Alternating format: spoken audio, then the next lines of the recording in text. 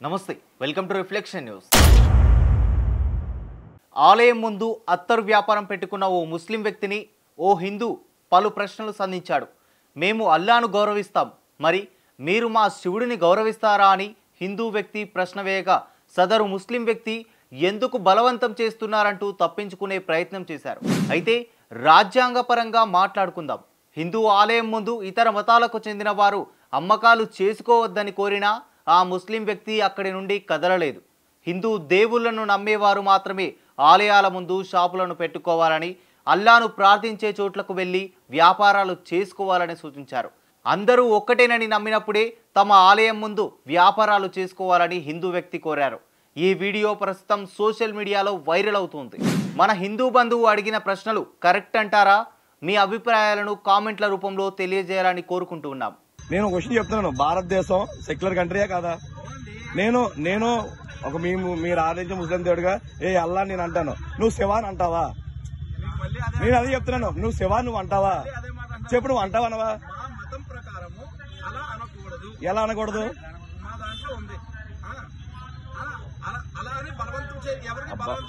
బలవంతం కాదయ్యా, ఏ అల్లా నేను అంటాను.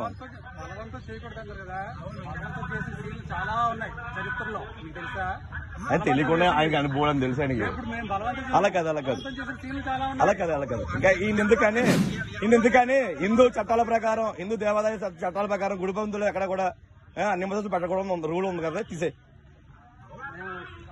రూల్ ఉంది. ఇంకా రూల్ ప్రకారం మాట్లాడతాను, నేను రాజ్యాంగబద్ధంగా మాట్లాడతాను, తీసే చాలా ఇంకా వద్దు, ఇంక ఈయన వద్దు.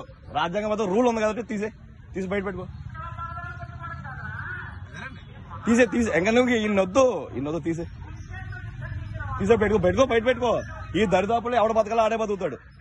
ఈ దరిదాపుల్లో గుడి బొట్టులో బొట్టెట్టుకుని లేకపోతే చేతికి మన రక్ష కట్టుకున్నవాడు, హిందుత్వం మీద పూర్తిగా నమ్మకం ఉన్నవాడు మాత్రమే బతుకుతాడు. అర్థమైందా? తీసే చెప్పేశారు కదా, ఇంకా ఫైనల్ ఛాన్స్ ఒకసారి రిక్వెస్ట్ చేశాను. గుడి దగ్గర మా శివుడిని ఎవరైతే ఆరాధిస్తారో, మా శివుడిని ఎవరైతే చేస్తారో వాళ్ళు మాత్రం ఉండొచ్చు. మీరెవరినైతే నమ్ముతున్నారో మీరు అక్కడ పెట్టుకుని హ్యాపీగా బతకండి, తప్పులేదు. నేను అన్ని భగవంతులు ఒకటే నేను నమ్ముతాను, అల్లన్న తప్పులేదు, చేసుకారన్న తప్పులేదు. ఇది శివ అంటే తప్పు వచ్చిందంట, మా దాంట్లో అనకూడదని మేము అసలు ఆ మాట ఎత్తాం. ఆ మాట ఎత్తే పాపం అన్నది మరి ఇంకేంటి.